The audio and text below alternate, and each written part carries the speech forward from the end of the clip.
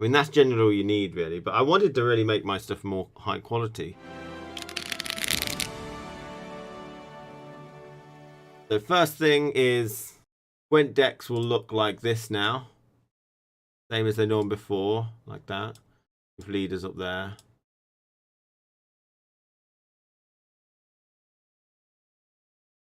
So that's the Gwent deck. Okay, and then all the cards. So we're still getting that. That's fine. I really wish they would put a little button down here, though. A little button down here that says something like screenshot. You press it and it just clips that so we can share it. I think that'd be the best thing ever if they did that. Or a little icon up here or something that says like picture, take a picture, camera. Exclusive background music for premiums like crones. So when you play a crone onto the board, there's only 2 rows. So you play a crone onto the board, like that. Bubble. Yeah, that's pretty good, isn't it? Yeah, got more of a basket head. You play a crone and you get loads of music popping up like this. Right. And we actually saw that already. And I'll show you a little clip about that as well.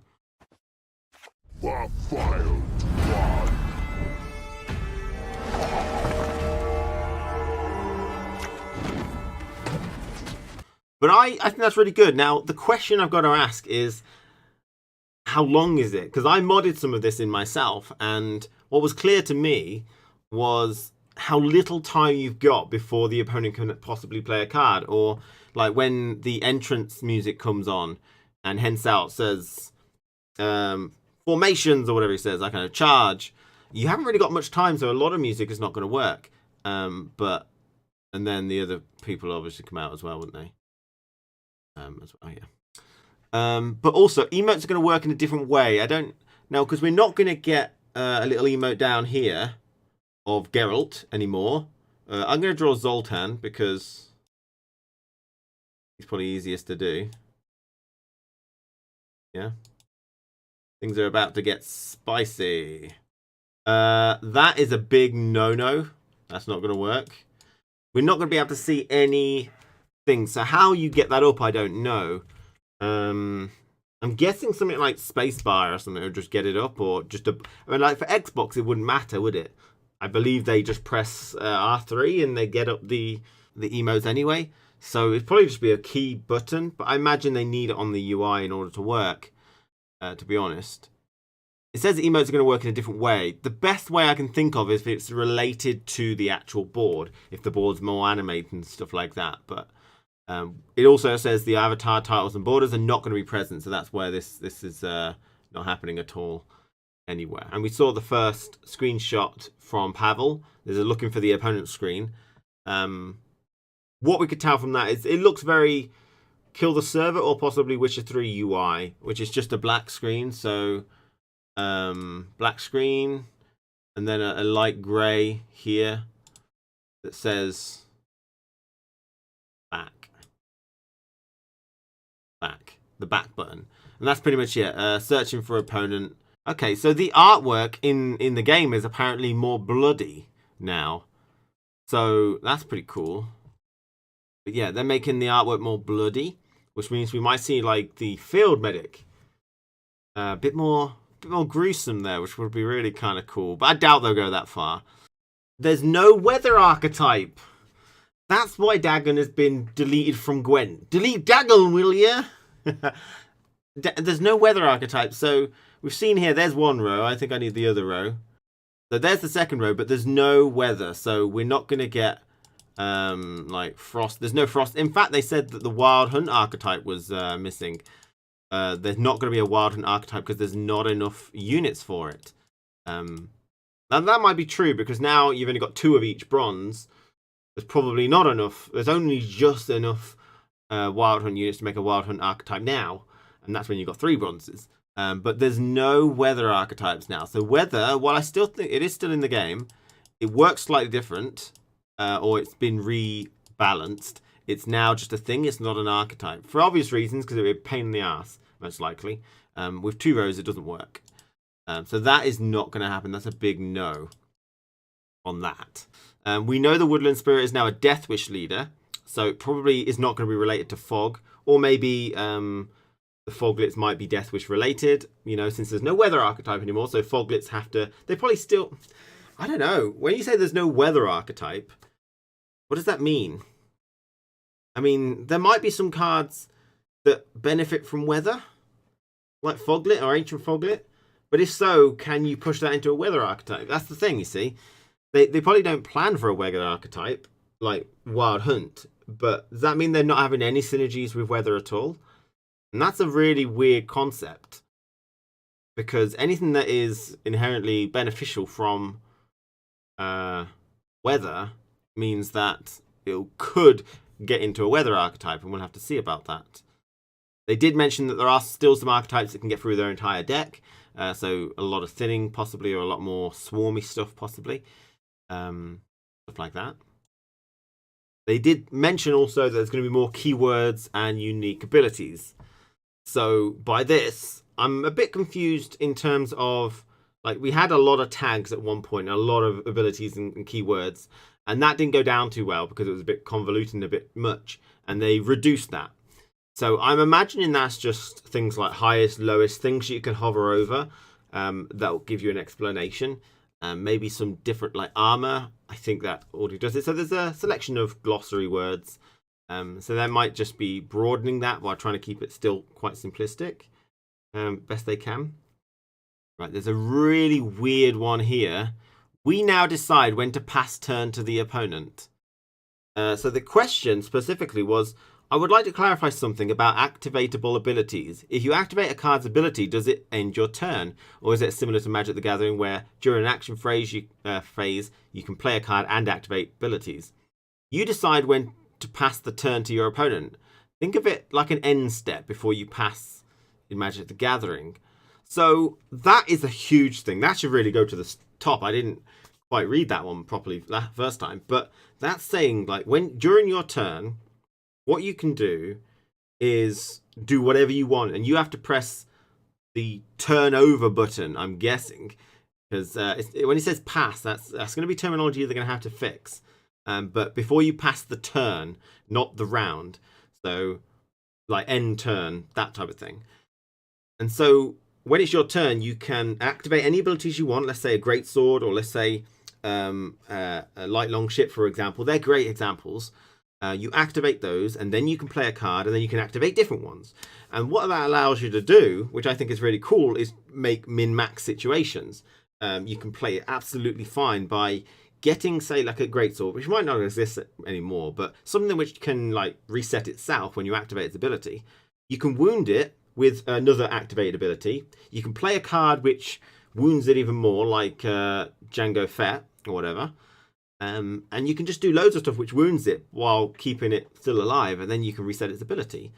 And while that's still possible, it opens up situations of min-maxing, where, for example, you could activate a Vran Warrior if that was still in the game to consume something, and then you could play a card which will consume something, and then you could activate another ability to spawn something on a Death Wish or something.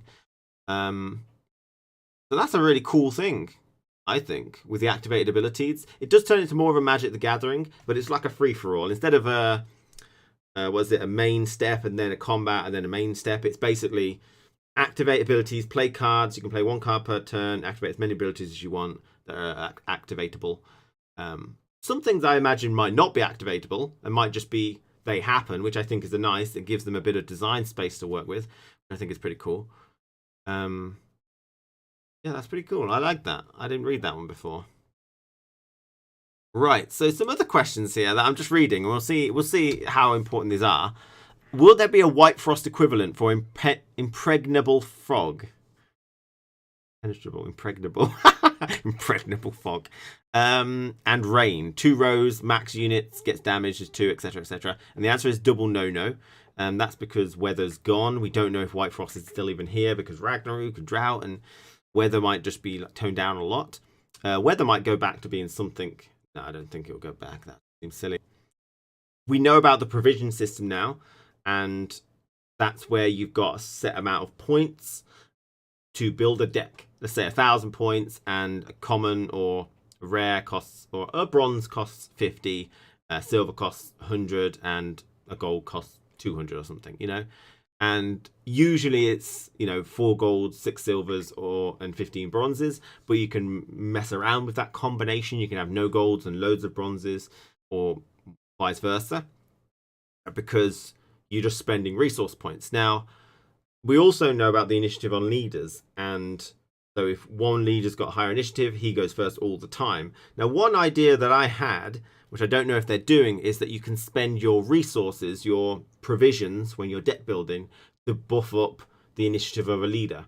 So if, say, we've got Bruverhoog, who's got 2 initiative, which is terrible, most leaders will be quite low, but you can do some balance with that. But if I want to take away a gold from my deck and then spend, let's say it was 200 points, 50 points 4 times to give it 4 more initiative, 50 points a piece, that I can up the initiative of my leaders to make sure that I go second, was, I thought, a really cool idea. You might be risking your deck a little bit, lowering its inherent value, but you kind of make sure that you try and go second.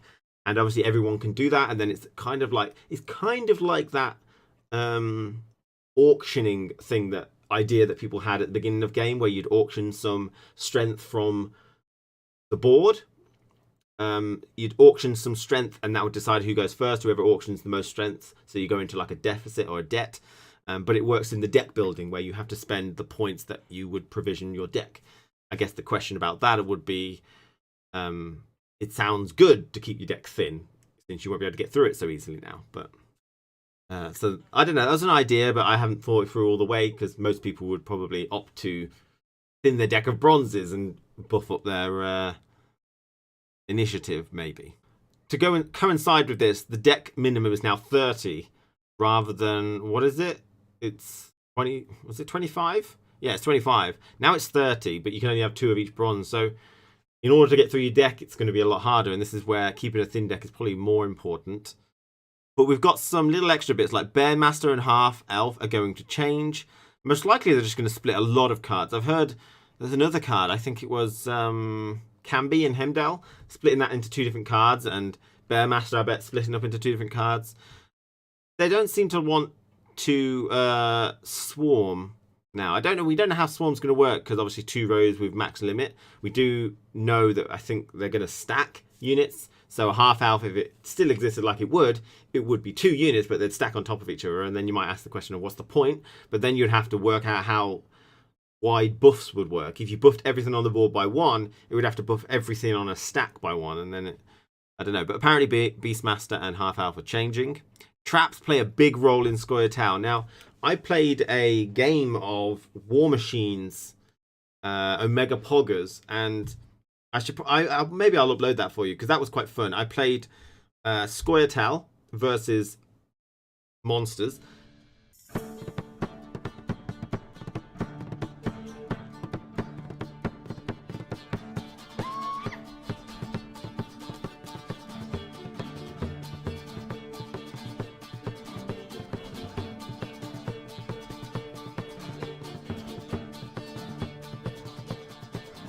And on the Scoia'tael side, millions of traps. I am exaggerating a lot. It was like, you know, tens of traps, which doesn't sound anywhere near as good, but it was at least multiples of 10, which was crazy, really. It was, but apparently a lot of big traps. So going back to our little thing, you have a lot of things. Now, hold on, traps. How will they implement traps then?